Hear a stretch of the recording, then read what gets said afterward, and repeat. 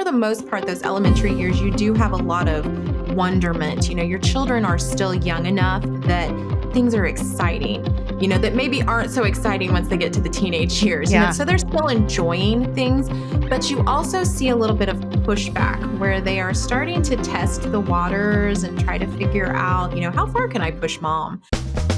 Hey everyone, this is Yvette Hampton. Welcome back to the Schoolhouse Rocked podcast. I am back today with Amy Roberts from Raising Arrows, and this has been such a fantastic conversation. This is part of our Homeschooling Through the Years series, and we're talking this week about elementary school, which I'm guessing that a large majority of our audience has elementary school aged kids. It seems that those of you that we hear from, for the most part, your kids are in this age bracket. So I hope this has been a great encouragement to you.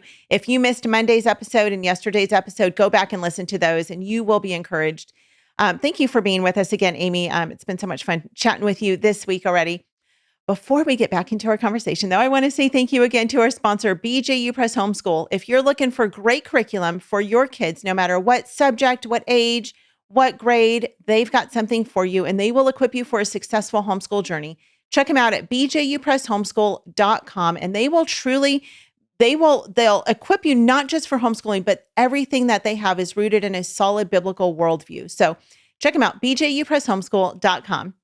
Amy, welcome back again to the podcast. This has been such a good conversation. And, as we're talking, I'm like, I kind of miss those elementary years. We're now into that 8th grade going into high school. My oldest one has graduated and we're nearing the end part of our homeschooling. And I'm like, oh, those elementary years are just so much fun. And Yes. in those years, I know a lot of kids, they're dealing with different kinds of emotions. So they have a little bit more self-control, hopefully, than they may have had in the preschool years, right? They're growing up a little bit and they're learning to control themselves a little bit better.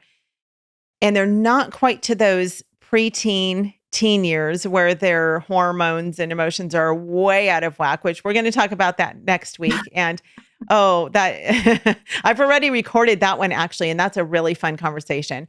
But in these elementary years, how do we help our kids? What do you see? You've had lots of kids through the elementary years as far as their just kind of emotional state, and how do we help walk them through these elementary years emotionally? Yeah. Some of my kids have been just super easy during those years. They're so agreeable and they want to try everything. And they do, for the most part, those elementary years, you do have a lot of wonderment. Your children are still young enough that things are exciting, that maybe aren't so exciting once they get to the teenage years. So they're still enjoying things, but you also see a little bit of pushback where they are starting to test the waters and try to figure out, how far can I push mom? And so you do have kids who are much more bent that way. They have lots of questions and they give you a lot of guff about certain things. And sometimes they have attitudes. And one thing that I have really found to be the case is that when I am seeing that kind of behavior, those kind of emotions cropping up in the school day, there's something behind it. And usually it's best if I take a step back and I work on the relationship side rather than the academic side. Mm. And so if I can take that child aside and we can work through some things, it's as simple as they're frustrated with their math and they don't know what to do. And so they're giving you grief when really it's the math that they're having trouble with. And it's something that you just need to address. Or it may be that they are having some emotions about something that's going on. They had a fight with the neighbor kid. They're upset about, something that between the siblings, and you need to work on that. And so it's really important to recognize that when you're seeing problems, attitudes, or things like that from your elementary school age child, that you just take a step back with them and really work on the relationship and then go back into the academics. We tend to kind of come down heavy-handed when we're seeing those attitudes and think, well, you're just going to push through this. And that may be the worst thing you could do because they tend to just kind of fall apart, especially in the elementary years. I have seen time and time again, I'm like, okay, let's just keep going with this. And they just fall apart. They lay their heads on the table and they cry. And it's like, oh, wait, I pushed too far. What I really needed to do was just take this away, take the workbook away, take the lesson away, and work on my relationship with them.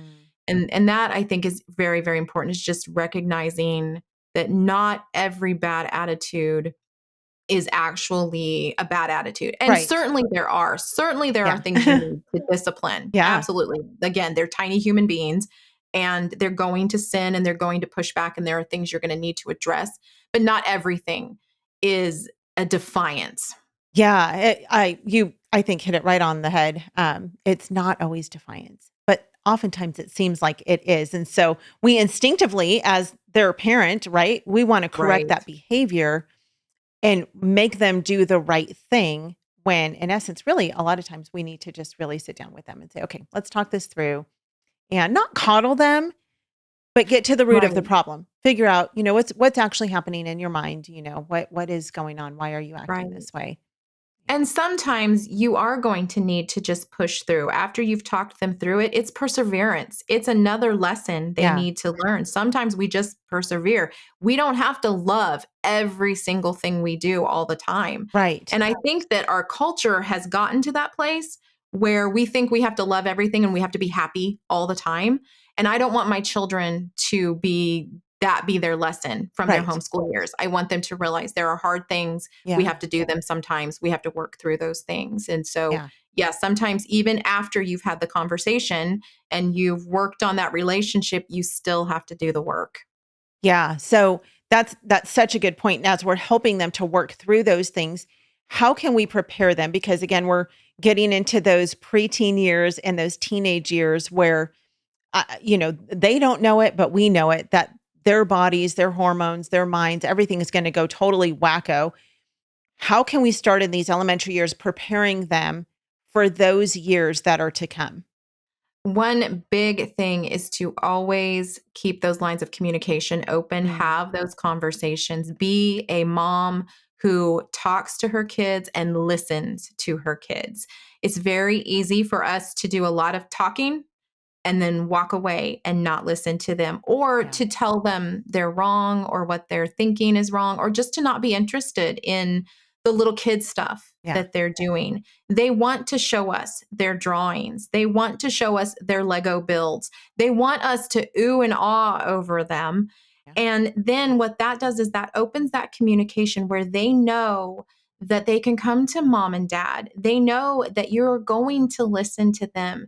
And so we need to also learn as moms to, keep quiet for a while and just listen and not immediately fix everything, Yeah. but to listen to them. And so in those elementary years, you have a fantastic opportunity because they do have all that amazement about things. They are excited about stuff. So you have a great opportunity. For every single day, there is something that your child does that you can engage them in a conversation Yeah. about.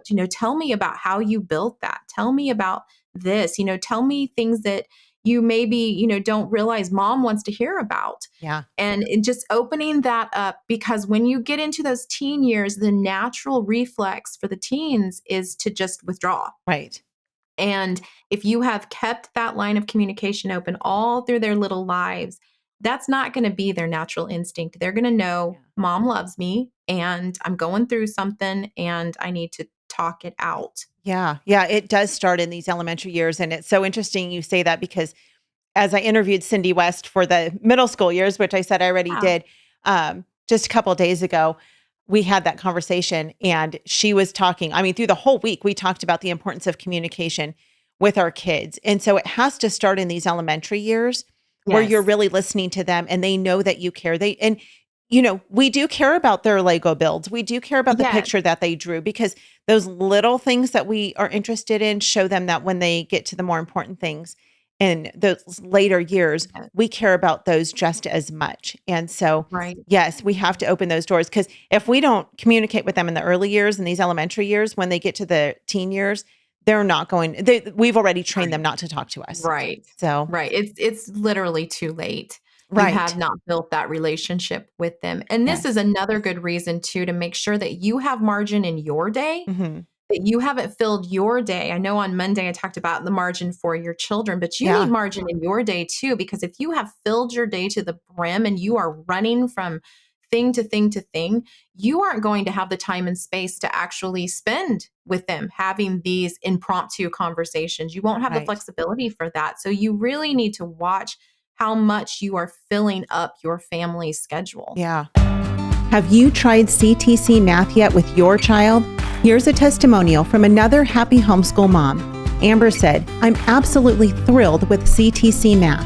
It's a rare find that I've used with my children for more than 5 years now. I have 6 children using CTC Math, and each child has found it easy to navigate and very applicable. Thank you so much for all that you are doing in providing quality math lessons for my children." If you're looking for a great online math program, visit ctcmath.com. That's ctcmath.com. Are you looking for a homeschool curriculum that goes beyond textbooks and truly engages your children in the joy of learning? Apologia's award-winning curriculum is written by homeschool parents to specifically meet your needs and captivate your students with hands-on activities and experiments that make learning unforgettable. With an easy-to-follow, open-and-go format, Apologia takes the stress out of planning and provides a simple roadmap that can easily be tailored to your family's needs. Explore live classes or self-paced courses designed to accommodate every student's unique learning style. Elevate your child's education, spark their curiosity, and nurture a lifelong love for learning with Apologia. Discover Apologia today at apologia.com. We are back with Amy. Let's talk really quickly about curriculum. As you're looking for curriculum for these elementary years, how do you find a curriculum? We've talked a little bit already about curriculum and whether or not it works for you or doesn't work. But as you're searching for it, how do you find a curriculum that you think would work best for your kids, or that you have found that actually works best? And I don't mind you naming names. You know, I think you and I are very much on the same page as far as what we use with our kids. I've listened to your podcast enough to know that we're very like-minded in this way. So as you're searching for curriculum for your kids, which a lot of people are doing that right now, as this next school year is getting ready to start, Yes. what recommendations do you have there? First of all, you do have to keep in mind like your individual children's needs. But I think for the elementary school years, you really want to be balancing that doing things together as a Yeah. family and then that independent work. One of the things that I found is like Apologia elementary books. They speak to the child Yeah. directly. So I actually just assign the books. And once they have gotten through their phonics and they read well, that's when I do science. I Mhm. don't do it before that. And I assign those books. It's speaking to them. Yeah. There are experiments in there that are usually household goods. It's not a big deal. And so I like that it's speaking to the child. So that's really nurturing and fostering that independence. Yeah. And then I really like the Peaceful Press. Jennifer Pepito has put together some really great things that she has a grid. It's a really open and go grid lesson plan. And there are lots of ideas and projects and things in there that usually follow a book. And so there you've got your read aloud Yeah. that you can do during morning time. And you've got these projects that go with that read aloud. And that fosters that wonderment. And it gives you some handicrafts that are things they've maybe never done before. It gives you lots of little projects and such that you can try.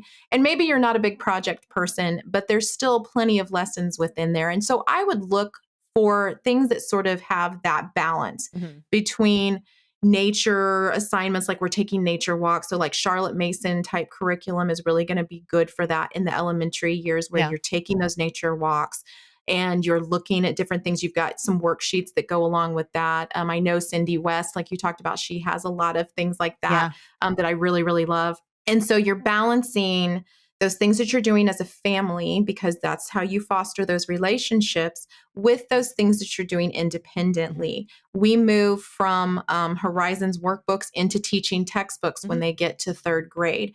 And that gives me that margin I Right. was talking about. I don't have to be hands-on with the math anymore. I actually get an email every single day that tells me what their grade was Yeah. in math. I really appreciate that because I have outsourced that then. Right. I don't love math, Yeah. and Yeah. so I've No, we've done that outsourced the with math. CTCMath, and I'm the Yes. same way. I'm like, oh, praise Jesus for Right. CTC Not my math. thing. Yeah. But I want to spend my time and energy on the things that I am Yeah. passionate about teaching them. Right. And that's going to be the history and the nature type stuff and the fine arts. That's where my heart sings. That's how God made me. And so as their teacher, I want to spend my time and energy there. And then the other things can be outsourced. And so you're really in those elementary years, you're learning to balance Yeah. that family life with that independence. And I think you should just look for curriculum that really helps you do that. Yeah. I know with my girls, at least once we've gotten into the middle school and high school years, I let them be part of the conversation as far as what we're going to Yeah. use. Do you do that with your kids in elementary school? I should say, how young do you start that with your kids? I really don't start that until junior Okay. high. Yep. We will talk about things that they're interested in and could we, do a little bit more of that. But Right. typically those are things that I let them pursue outside of Right. school hours. So if maybe we touched on something in a lesson and they're like, oh, we really like that, I will let them do more of that outside of the Yeah. school hours. But it really isn't until junior high and high school that I let them have more input. Sure. Yeah. They don't have the discernment yet in those No. elementary years to really, most kids don't anyway, maybe upper Right. elementary, but younger elementary, typically not for sure. Yeah. So, wow, so much great information. What would you like to leave our audience with? You're again talking to those elementary school mamas, some dads. If you could just leave one last bit of encouragement for them for those years, what would you say to them? I would really tell you to just enjoy these years, slow down and enjoy them. They will be gone in a flash, Yes. and you will be shocked at how fast they have gone. And this is just such a fun time to really dive into the unique individuals that you have in Yeah. your family, and their little personalities are really beginning to blossom during this time. So Yes. definitely slow down and enjoy that. Yeah. They are such fun years. I love them so very much. It's so funny when you look at like pictures of kids going from, that kindergarten first grade year all the way to that fifth grade year or sixth grade year. They just change so drastically. It seems even more drastically than even going from middle school to high school. There's just something Yeah. about those years where they just do so much growing physically, but emotionally, mentally, Yes. relationally. They're really becoming the people who God created them to be. And as their Yes. parents, we get to really be the ones who are there to help them become who God created them to be and Right. talk about Jesus day in and day out and just point them to him in all that we do, where it just becomes a natural thing for them. Like, this is just what our Right. family does. We talk about the Yes. Lord, we read the Bible together, we sing together, we do Yes. all the things together, whatever it is that makes up your family. Right. And It gives them an identity. It gives yes, them a place to belong. yeah, it really does. So tell us, we have a few minutes left. Tell us about Raising Arrows. I know you've got tons of resources on there. What are some resources that might be helpful to parents, elementary school, but we'll just say across the board, because I know you've got stuff that is helpful for all ages. Yeah. So I predominantly talk about large family homemaking and homeschooling on the blog and Yeah. the podcast and the YouTube channel. And I have products like large family homeschooling and home management for the homeschool mom. Mhm. The large family homeschooling is just talking about a lot of the conversations we've had today, ways to manage a lot of kids Yeah. in your homeschool. So it's a little bit different, but it's the things that I've learned over the years to having all of these kids. And then the home management for the homeschool mom, that is actually specifically for homeschool moms. So many books and blogs about cleaning and organizing are not for homeschool moms. Hmm. And they don't take into account how unique we are Yeah. and how we've got school at home. And so, in that, I wanted to give you systems and ideas for still managing your home because you're Yeah. still a homemaker at the end of the day. Right. And while at the same time, homeschooling and how, you can mesh those two together. And so, those are two of the products that I think would be definitely helpful for your audience. Yep. Yep. Well, we'll put links to those in the show notes. And again, if you have not listened to Amy's podcast, Raising Arrows, it is so good. You guys, she does such a great job. We were talking during one of the breaks about how I always have a guest on and she never has guests on. She's one of those people who can just talk and bring great encouragement. They're not super long. They're around 20-ish minutes. And she just shares so much of her wisdom for homeschooling and large families. And you did one not too long ago on conversations, like teaching your kids through conversation. And that one was so good and so encouraging to me as well. So you've got lots and lots of great information on there. So if you guys haven't checked out her podcast, listen to it. We'll put a link to that in the show notes as well. So Amy, thank you so much for being with us this week. It has been such a joy and a pleasure having you with me. And we'll have you come back maybe another time and talk about large family homeschooling specifically, because I know there's just so much there to unpack and we didn't really get into that too much this week. But I would love to have you come back and talk about that. I would love that. Thank you so much. And thank you guys so much for listening. We love you so much. If there's any way that our family can be praying for you, please always feel free to send us an email at podcast@schoolhouserocked.com. And it could not even be a prayer request. If you have someone you want to hear from on the podcast or a topic you would like us to tackle, let us know. We're here to be a blessing to you. This is our ministry and we love being able to serve you in this way. So always feel free to send us an email, podcast@schoolhouserocked.com. We would love to hear from you. Also, by the way, it's summertime.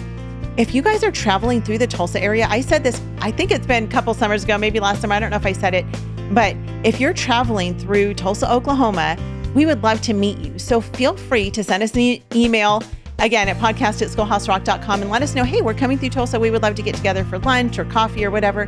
And we would love to meet you and your family. We are so grateful for you, our audience, because without you, we wouldn't have any purpose in doing what we do. We'd have no one else listening. So we love you guys. Stay tuned to the very end to hear what's coming up next week on the podcast. Until then, have a great rest of your week. Bye.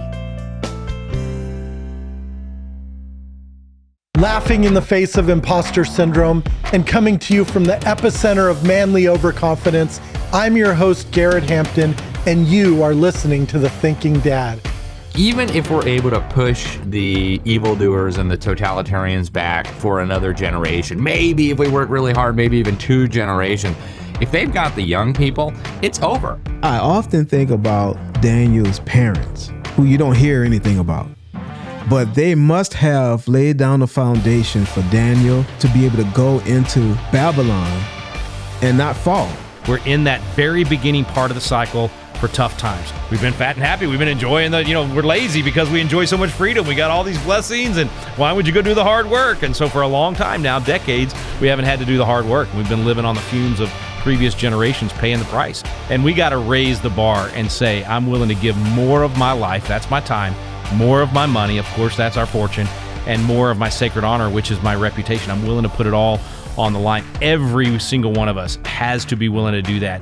Join us for the first season of The Thinking Dad at thinkinggdad.net. What do I do with this? Yeah. And I realized, of course, we're dealing with some hormones right now that need to be addressed. What do we do with the stuff that's coming at us? Right. And so what I found with hormones, whether it was angst, whether it was agitation, whether it was arguing with siblings, whether it was, just seeing all of these different things, my response every single time was, hey, well, we've got to talk about this head on. Right. Because when we talk about it head on and we let them know, hey, guess what? You have hormones raging. Yeah. And this is how it works. It was almost at that time with every single kid, when I finally figured out, this is what's happening, that I was able to say, you know what? Now is the time that we learn everything there is about girls, boys, hormones, changes, body odor, all the different things. This is why you're getting agitated about stuff. This is why you need to be really careful about what you see and hear, who you're friends with. We just tackled every single topic head on. Yeah. No holds barred. Yep. No question was left unanswered. And in fact, questions were answered that weren't asked because the middle schoolers don't necessarily want to ask those questions.